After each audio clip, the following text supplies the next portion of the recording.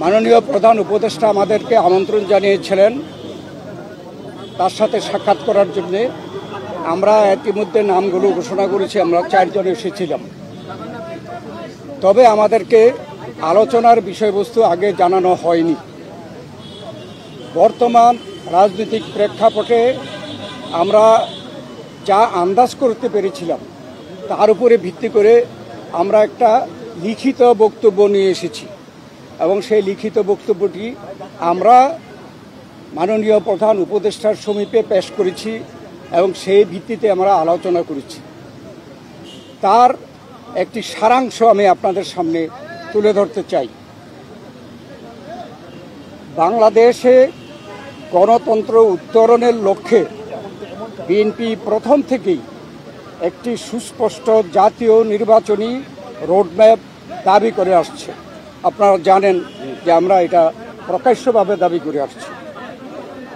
সুষ্ঠু, নিরপেক্ষ ও অবাধ নির্বাচন অনুষ্ঠানের উদ্দেশ্যে সরকারের নিরপেক্ষতা বজায় রাখার স্বার্থে বিতর্কিত উপদেষ্টাদের বাদ দিয়ে উপদেষ্টা পরিষদ পুনর্গঠনের জন্য আমরা দাবি জানিয়েছি।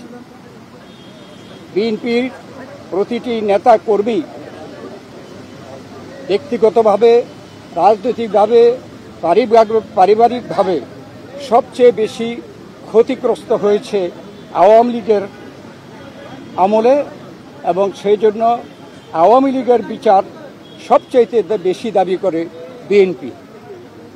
এই বিচার প্রক্রিয়া কোনোভাবে অসম্পূর্ণ থাকলে বিএনপি সরকারের দায়িত্বে যখন যাবে তখন বিচারের আওতায় এনে তা বিচার বিভাগের মাধ্যমে, স্বাধীন বিচার বিভাগের মাধ্যমে পরিপূর্ণভাবে সম্পন্ন করা হবে। নির্বাচন সংশ্লিষ্ট সংস্কার কার্যক্রম অবিলম্বে সম্পন্ন করে ডিসেম্বরের মধ্যে জাতীয় সংসদ নির্বাচন অনুষ্ঠানের জন্য দ্রুত একটি রোডম্যাপ প্রদানের দাবি আমরা জানিয়েছি। বাংলাদেশের মানুষ বিশ্বাস করে যে অন্তর্বর্তীকালীন সরকারের মূল দায়িত্ব হচ্ছে একটি সুষ্ঠু, নিরপেক্ষ নির্বাচনের মাধ্যমে বাংলাদেশকে গণতন্ত্রে উত্তরণের প্রক্রিয়া দ্রুত সম্পন্ন করা হবে। যে কোনো উছিলায় নির্বাচন যত বিলম্ব করা হবে, আমরা মনে করি জাতির কাছে আবার স্বৈরাচার পুনরায় ফিরে আসার ক্ষেত্র উপস্থিত হবে। এর দায় দায়িত্ব বর্তমান সরকার ও তাদের সাথে সংশ্লিষ্টদের উপরে বর্তাবে। বিএনপি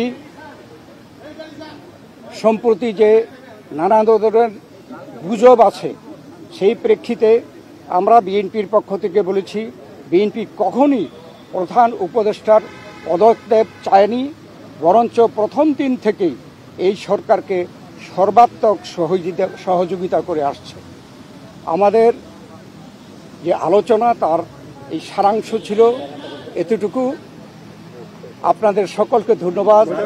আল্লাহ হাফেজ। কোনো সুনির্দিষ্ট রোডম্যাপের আশ্বাস পেয়েছেন কিনা? আপনারা যে দাবি জানিয়েছেন ওনারা কি বলেছেন সেটা পরে?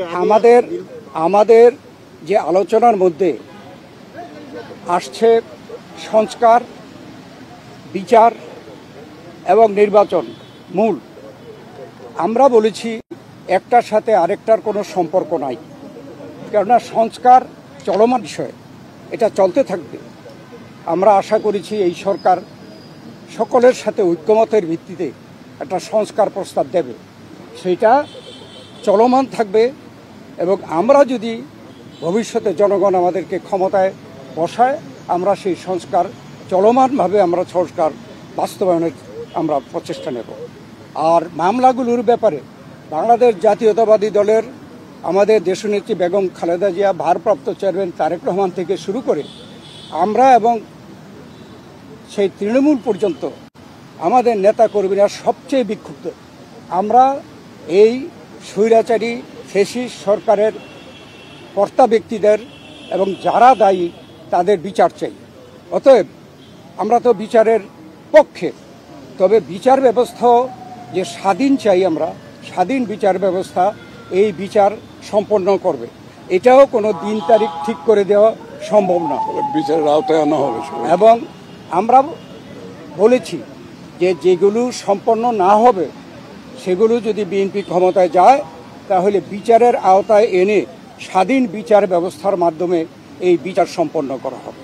তার মানে কি আপনারা আজকেও কোনো আশ্বাস পান নাই সুনির্দিষ্ট এই রোড ম্যাপে? না, এটা স্পেসিফিক কোন রকমের এরকম কথা হয় নাই, উনি স্পেসিফিক জানান নাই। আমরা আমাদের দাবিগুলো করেছি। বা ওনারা ওনার প্রেসের মাধ্যমে জানাবেন, সেই জন্য আমরা অপেক্ষা করব। সন্তুষ্ট কিনা?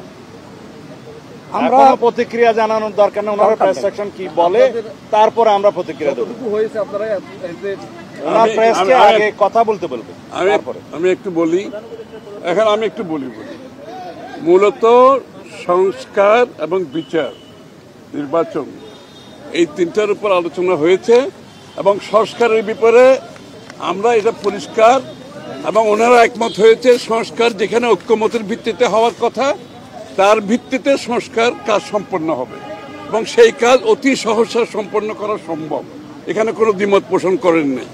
বিচার ব্যবস্থা বিচার বিভাগ করবে এবং বিচারের আওতায় আনার ব্যাপারে যে আলোচনা হয়েছে এখানে ওনাদের কোনো দ্বিমত নাই।